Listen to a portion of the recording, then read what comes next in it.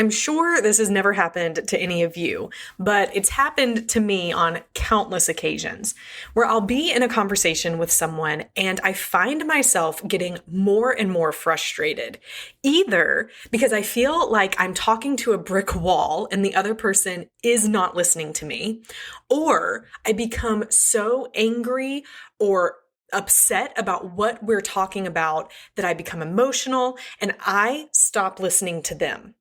In this episode, we are going to be talking about how you can change the conversation. I don't know if you have been noticing this right now in our world or not, but there are a lot of conversations happening on social media, in real life, on podcasts, YouTube, wherever it is. There's a lot of talking. And there's a lot of people responding. But just because a person is talking and another person is answering doesn't mean that there's an actual conversation going on. Because right now, what we're seeing in the world is that a lot of these conversations, quote unquote, a lot of this talking back and forth to each other is a better way to put it, is ultimately leading to confusion, anger, and even more frustration. And honestly, it's leading to division in relationships, even relationships that we hold nearest and dearest. So today, we're going to be talking about how to change the conversation, how to talk so that others understand you, and how to listen so that others feel heard, and how to have a conversation that brings confidence, connection, and compassion. Hey everyone, before we get started, I want to remind you to connect with me outside of this podcast. I love speaking with you, but I love connecting with you in real ways even more than that. The best way to connect with me is by following me on Instagram, where I am constantly posting story updates and posts that are sharing with you the ways that I am continuing to learn and grow in my own pies, my own physical, intellectual, emotional, and spiritual journey that I'm walking through. And I love to hear back from you on that platform as well. So be sure to connect with me. I love to hear from you. And if you love this podcast, please leave a review. That is the best gift that you could ever give me. And I will love you forever for doing so. All right, let's jump into today's topic. The problem is that many of us have never been taught how to have a conversation. Now, that might sound a little ridiculous because we talk all the time. We say, 80,000 something words a day. Conversations are part of our daily life. But what I mean is we rarely actually take the time to learn and study how to be more effective communicators. And what all of that really boils down to is actually becoming effective listeners. When I was going through my master's of marriage and family therapy, I remember the first thing that we did as being counselors and therapists in training is we learned how to listen. We learned how to shut our mouths. We learned how to hear what the person sitting in our therapy room or wherever it might be was saying to us. And that is what we spent the whole first semester doing, learning to listen. Now, I'm going to go deeper into that in just a minute because I want to teach you 5 things today that you can begin doing in the conversations that you have in order to make them more productive, more wholesome, more effective, and most importantly, to have your conversations lead to healthier, happier relationships with the people that you have in your life. But first, I want to break down what communication actually is because it's really simple to break down, and I don't think we do it enough. But if we just look at how conversation happens, there is a message, right? So there's something that needs to be transported, or transferred. That's what this message is. And there is a sender who is the person saying the message, giving the message. And then there is the receiver, the person receiving the message. Remember when we were kids and we used to play telephone, right? The person who started it created a message and they would send it by whispering it into the ear of the person next to them. And if you remember those games of telephone, then you remember how much the message would change. Because the one thing that was missing in the game of telephone that ended up causing problems as the message continued and continued is it was missing one vital and critical piece of communication, which is feedback. Now, here's what I mean by that. If I have a message that I am sending to my husband, Rob, let's say, I want to tell him that our taxes are due and we need to get our tax stuff in, right? This was a real life situation a couple of weeks ago. But if I give him that message, then I am the sender. He is then the receiver at that point. Now, here's where the crucial point comes in. It is up to him at that point to ask for feedback. He can either take the message that he has received and he can fully understand it and then act and execute off of what he believes he understood, or he can act and execute based on a partial message. Let's say he didn't fully understand it, or he understood it through his own lens. Then he might act and execute on that message, but he may do it in a way that I, as the sender, didn't want it to be done that way. The way that this actually happened in our life a couple of weeks ago was I said, hey, taxes are due on July 15th. So we need to be sure to get all of our stuff in. Now, as the sender of the message, what I did not do well is I was not specific. I did not ask for him to give me feedback on it. I simply said that. In my mind, I continued thinking, so get the stuff in 3 weeks ahead of time. But I didn't say that because I just assumed by saying taxes were due on the 15th that he would understand the unsaid parts of what I was talking about, the unspoken parts of my message. We all have this in the communication that we do. We all have things that we understand subconsciously beneath the surface that we think are implied in our messages. And then when the receiver hears that, filters it through their own way of processing, their own way of seeing the world, their own way of thinking of things, then if that person has not asked for more feedback, clarification, or specification, or if we have not initially given it, the message gets lost in translation. I think about back in World War II, where they were sending these Morse code messages, and how many things could get lost in translation if there was a key that was stroked at the wrong time. It could be so easy to misconstrue or miss the message based on that. This happens in our daily lives all of the time. The way it worked out, going back to me and Rob and the taxes, which are super fun just in and of themselves. But the way it worked out for us is he then had made a plan to put the taxes in and have them due by a certain date that he had planned in his mind. He did not ask for feedback from me. He didn't feel like he needed it. And I'm not going against him on this. But what ended up happening was because of my lack of a clear message up front, my lack of follow up with him, his lack of asking for feedback, we both ended up having assumptions about what was going to be done and what we wanted to happen. That then when each of us saw different things end up happening, we got frustrated, we got angry, and it didn't work out well. See, as I said before, assumed that he would get the taxes in that day, a month ahead of time. He, in his mind, was like, well, I have until July 15th. So I'll do July 10th is when I'll get all of our stuff in and I'll get it done. But there was no further communication about it. So every couple of days, I would continue to ask him about it. I would continue to remind him about it. And he would continue to get frustrated at me, which I can totally understand his point of view once I understood the way he was thinking about it, because he was thinking, I've got it. I'm doing it. Stop pressuring me about it. Stop continually bringing it up. But we didn't have clear communication about it. So it led to both of us being frustrated, and the conversations from there didn't go as well. This happens to us all of the time. You see, what we typically do is we talk to be heard. And we listen just so that we can talk more. Here's what I mean by that. I typically, in my own humanness, in my natural way of wanting to interact with the world, I talk to my husband, like with the taxes. I told him what I was wanting to be done so that he would hear me, so that he would then do what I would want him to do. Get the rest of the tax stuff in, get it done. And then I was really, or I could very well really only be listening to him in order to respond back in a way to get him to do what I want him to do. We're not listening to understand. We're not listening to find compromise. We're listening in order to formulate our own responses and speak back out of what we believe, what we want to happen, or our view of the subject.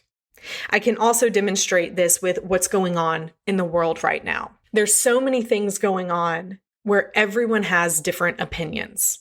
And it can be easy to look at social media, to log into Facebook, Instagram, watch the news, and to be overwhelmed with all of the different conversations going on, all of the topics that people are bringing up, all of the events happening in the world that everyone has an opinion on.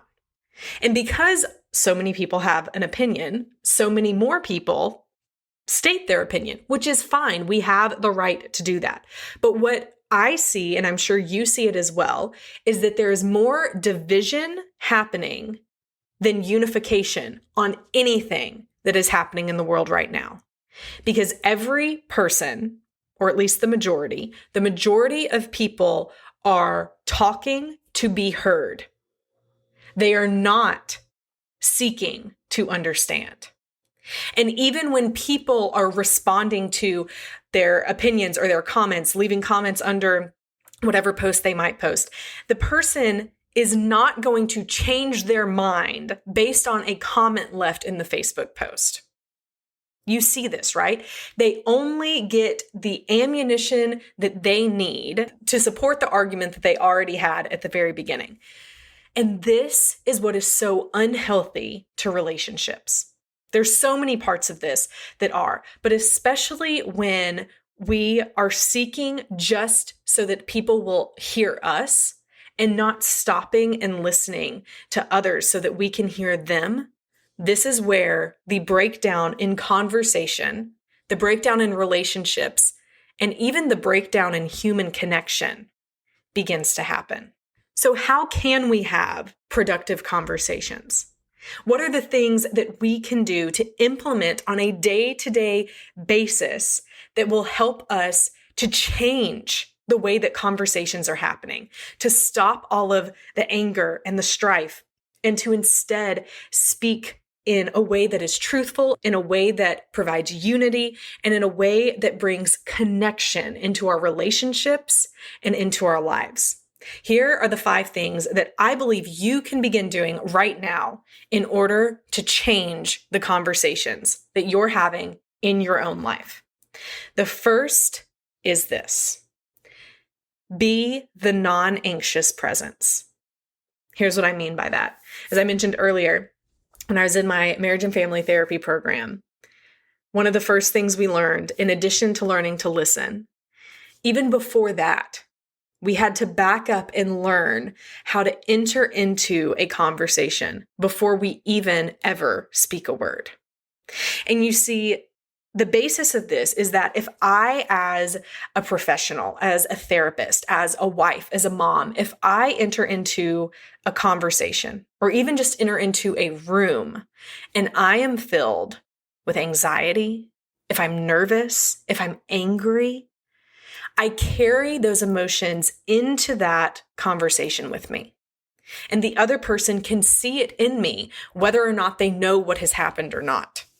You know, there's the saying, if mama ain't happy, ain't nobody happy, right? And that's because if the mother in the house typically has had a bad day, they're frustrated, they're stressed out, everyone knows it. You can tell by the look on her face, by the way she's moving through the house, all of those things. And it doesn't just apply to women. It applies to men, of course, as well, to anyone. We can tell that if someone has had a bad day or if they're worried about something, that precedes them in the conversations they have.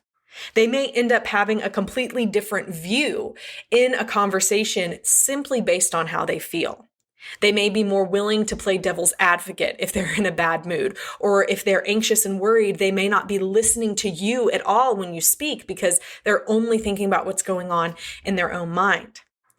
And so when we learn to be the non-anxious presence, it means that we go into the conversation focusing more on the other person than on ourselves. We go into the conversation really seeking to be fully engaged with the other person as opposed to wanting them to hear us. Now, I'm not saying that there's not a time and a place for us to speak and others to hear us. Absolutely. But I believe that the best types of conversations, and really the best relationships, are made from when we seek to put the other person first and we speak second. So in this, we can see why when conversations happen through text message or email or social media, or maybe even sometimes on the phone, it can be more difficult to be that non-anxious presence because you don't have that face-to-face connection. You're not able to see the body language of the other person. You're not able for them to see you being calm. We instead put the other person, when we can't see them, we put them in the situation we think they might be in. If they're talking about a topic that is a heavy-hitting topic and they're very stern and have a strong stance about it, we may imagine that they're saying it in anger. But in reality, they might be completely calm and collected. And we miss that when it's online. But the other part about being the non-anxious presence is that we then also seek to help the other person not be anxious in the conversation we're having with them. That's why when you might be having a conversation with a spouse or a romantic partner or even a child that you have or a family member, that whenever those conversations are happening through text message, so much is lost in translation. I even had to do this a couple of weeks ago with one of my family members. I said, we just can't text about hard things anymore because too often that person would misread what I had read, what I had typed. They would hear it a certain way, or they would get so worried or concerned about one thing I had said and completely miss something else. And we ended up having fights through emails. And I said, this can't keep happening. We just need to hear each other's voice and connect because our relationship is more important than these fights that we're getting in. So let's connect first. Let's seek to connect. Let's seek to bring the anxiety down in our relationships and instead focus more on being that non-anxious presence for myself, but also for the person that I'm speaking with. The second key to changing how the conversations are going is that we listen to understand more than we listen to speak. Listening to understand means that as the other person is speaking, I'm not formulating my rebuttal in my head. I'm not even trying to formulate my response in my head. I'm simply listening, taking everything in, watching them as they talk, watching their body language, seeing which areas of what they say might be more important to them. And you can tell that based on the timbre in their voice, how much faster they begin to speak, or maybe even you notice bodily changes. They start shifting when they feel uncomfortable about certain things. And it's those cues that you can learn to press into as you speak and as you talk. If you realize that your spouse becomes uncomfortable every time you talk about wanting to have more intimacy in your relationship, and they might not say that with their words, but maybe they divert their eye contact or they look down or they become flush, then you can begin to know there's something there that they're not comfortable with. And maybe instead of pushing the fact that I want to be making love more times every week, maybe I should be seeking to listen to them and understand why they feel the way they do about it, why they have a wall up about that in their lives. We can see this with our kids very well, especially if you have adolescents or teenagers, then you know there are times when you're asking them about their day or about something happening at school that they might start to disconnect. And maybe it's because of embarrassment. Maybe it's because they don't want to talk about it. Maybe it's because they just want to go to their room and talk to their friends. There could be 100 reasons. But the key here is that you're listening to the person that you're speaking to, their words and the things that aren't their words, because you're wanting to understand them. You're wanting to seek to understand and to press into the areas where you can be more loving to them, where you can be more conscious of things they might be struggling with, things that they might be embarrassed about, things they might be excited about that they really want to happen. You can notice those even more when you are seeking to understand and listening to understand instead of listening just to respond. There's a great concept to live by, which is in your conversations, seek to listen more than you speak. Seek to ask the person questions so that you can get a full understanding of what they're saying. As we talked about earlier, there's a message and there's a sender and there's a receiver, but the great conversations happen as feedback occurs between the two of those. So I might send a message to Rob by telling him something, but when he asks for feedback and clarification, and then I ask for feedback and clarification, and we begin to really want to understand the other person, what their struggles are, what they need help with, what their obstacles might be in what we're wanting to have done, then that is where understanding begins to happen. With the taxes, for Rob, he had a ton of schoolwork that he had to get done. He's currently getting his MBA. And so for him, there was just a lot that had to get done before July 10th. And so in his mind, that was when he could do it. If I had been a better conversationalist in that, if I was seeking to understand, then I would have seen that when I was talking to him about getting the taxes done, that he began to get flustered. He began to get anxious about it, to get frustrated about one more thing adding to his plate. And if I noticed that at first, then at that point, I could have said, hey, babe, it looks like that is stressing you out. What's going on? How can I help? And in that moment, I'm seeking to understand instead of seeking to get a task done. I'm placing relationship over task. And that is where amazing change begins to happen in your conversation. The third point in how to change your conversation is to remember to take a look in your own shoes. Here's what I mean by that. We all know the phrase, try walking a mile in someone else's shoes. And the reason that that's a phrase is because we don't really fully, as much as we try, we can seek to understand, ask questions, but we're never going to 100% understand what someone else's reality is. As long as I've been married to my husband, as much as we talk, as much time as we've spent together, of all the things I know about him, I still don't understand, and I never fully will, the way that he filters the things that happen in his world, the things that were affected by the way he was brought up as a child, the way he was parented, the experiences that he had in school, the struggles that he had as a teenage boy, the things that he went through and when he joined the military. There's so much in his life that has affected his reality that he filters things through. He has a different background, a different experience, and we all have that. My background, experiences, the perceptions that I have will create the filters in which I create my beliefs, my opinions, and the things that I hold dear. It's true for all of us. In the social sciences, it's called a schema. I have a certain schema because of the things that I have experienced in my life. It's a filter through which I see the world. It's a filter through which I gain understanding. I'm going to filter the things I learn based on the things that are important to me, the experiences that I've had, and the way that I perceive the world around me. It's just true. One of the ways that we have seen this in our world in the past 5 to 10 years has been with the Me Too movement.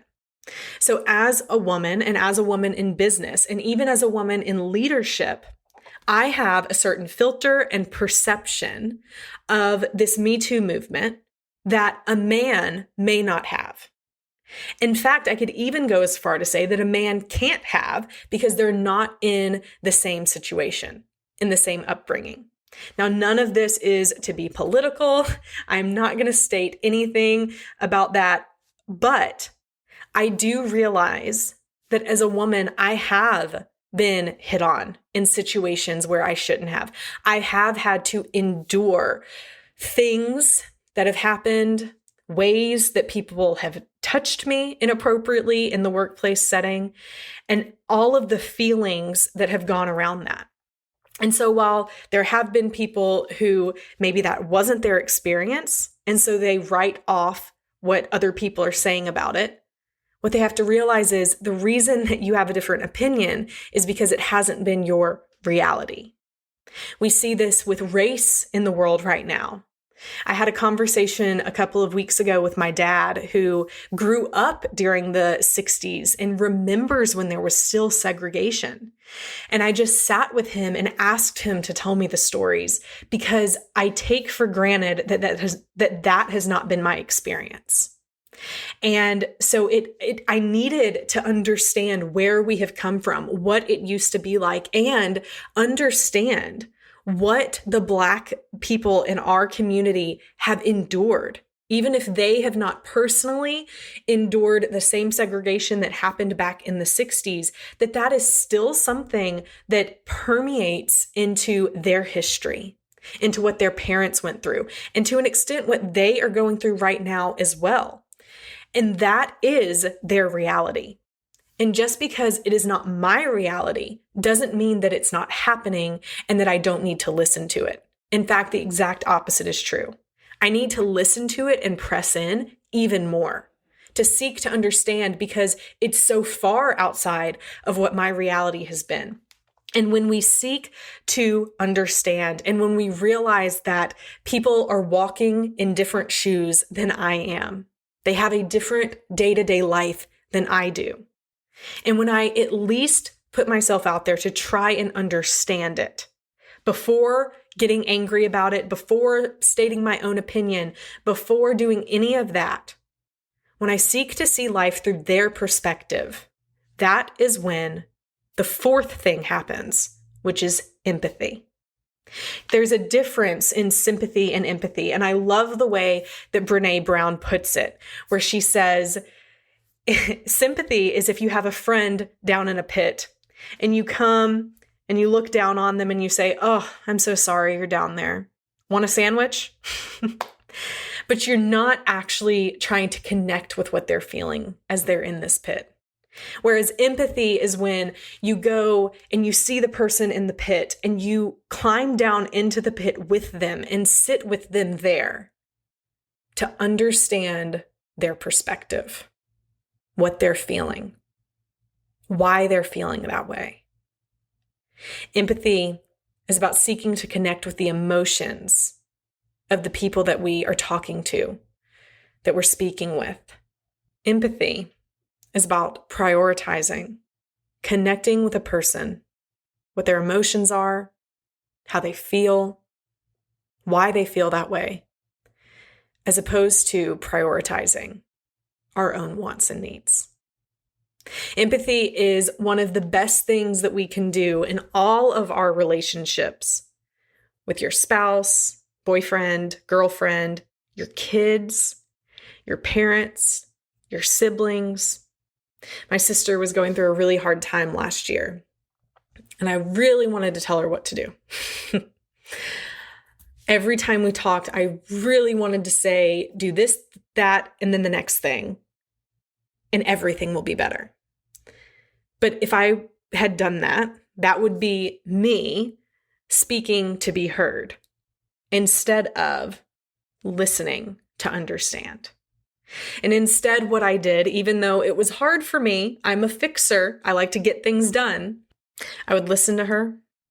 I would put my own feelings aside at the beginning of the conversation so that I could be that non-anxious presence.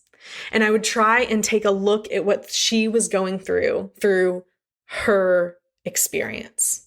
You see, my sister and I, we have a very interesting story because our parents, we have the same parents, the same mom, the same dad. But the difference is my sister experienced my parents being divorced for 3 years and my dad being gone for the majority of that. And I experienced 2 parents who were always together and always there for me. My parents had gotten divorced when my sister was 7. And they were divorced until she was 10 years old when they got remarried. And a couple of years after they got remarried, they had me. So my middle sister, Joanna, is 12 years older than me, and we've had very different lives. Even though we have the same parents, we had much of the same upbringing in the sense of the types of things that we had and the experiences that we had and things like that. It was the same, except for she had 3 years of her parents being divorced in the formative years of her life. And so even as an adult, she still filters things that happen to her, fears that she has, through the experience that she had as a child. And I don't have that same experience. Even though she is my sister, we have very different experiences. And so I have to realize and seek to understand how that has impacted her and how that has affected her. And there might be times where she gets angry at my dad about something. And when I hear about it, I think this is ridiculous. How could you interpret what he did to be like that? Because I see it differently. But she still has parts of her that filter it through fear of abandonment, anger of what happened. And even though she has forgiven my father and they have an amazing relationship and my family is very close, there are still wounds in her life that are very difficult to heal. And when I realize that, it brings empathy. My heart breaks for what she went through. And then on the same side, I'm so grateful that I didn't have to go through that. It's when we learn to empathize that we really learn to love. Because then we're really seeking to understand the other person, to put their needs above ours, to stay silent in the times that we need to stay silent. It's where we learn to be selfless. And it's where unconditional love can really begin to grow. There's a lot of things, and because of what I have done at Marriage Helper, I've seen a lot of it firsthand. There's a lot of things that happen to people that are terrible, whether it is their spouse betraying them or having to deal with just really hard things, even from their childhood, of people who have been raped or people who have been left and abandoned by the people who should love them most. It's really hard. But one of the most amazing things that I've been able to see are these people who have every reason in the world, by the world's standards, to stop loving. When they learn to empathize and to see what's going on through the other person's perspective, to realize that their spouse who betrayed them is a broken person, but they're not an evil person. To realize that they don't have to be bound by the things that happened to them when they were younger that weren't their fault. It doesn't mean you continue the relationships with people who have physically or mentally or emotionally abused you or hurt you or done things inappropriate to you. There doesn't have to be a continual relationship there. You should always seek safety.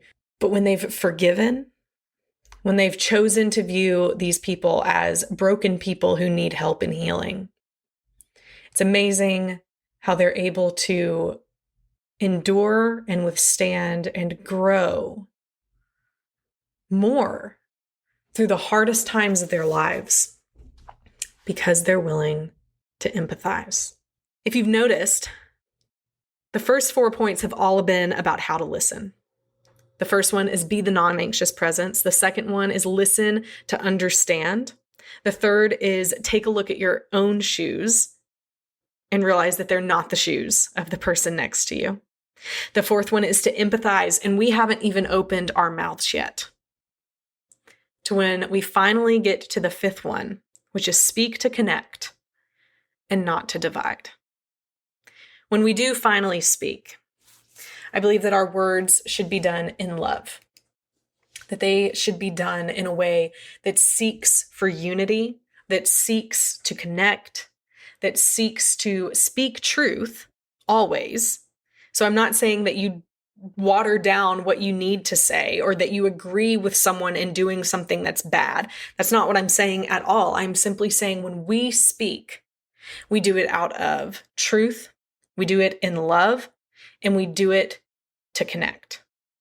Now you might be thinking, how do I do that if the conversation that I'm having is about a person in my life who is involved in something that's hurtful? Maybe they're involved in being an alcoholic and they're coming home drunk.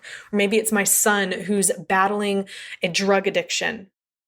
And I can't just tell them that what they're doing is okay. And you shouldn't.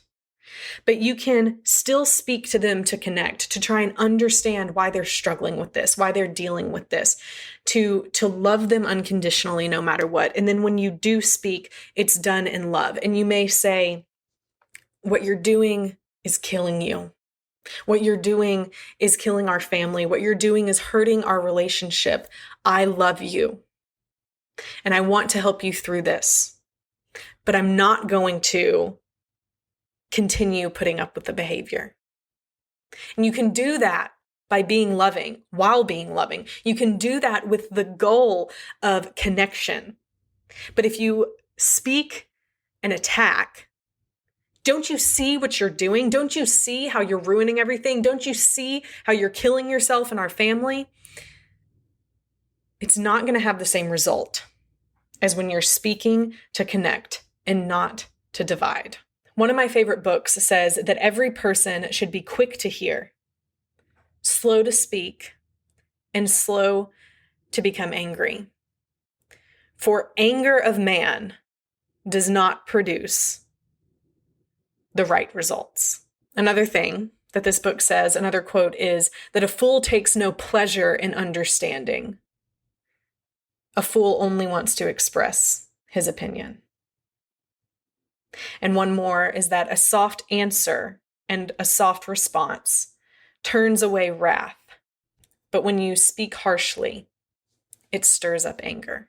I love these because it's a constant reminder that if we want to connect and have healthy relationships, if we want to have healthy conversations, if we want to really seek connection with other people, then we do it by listening.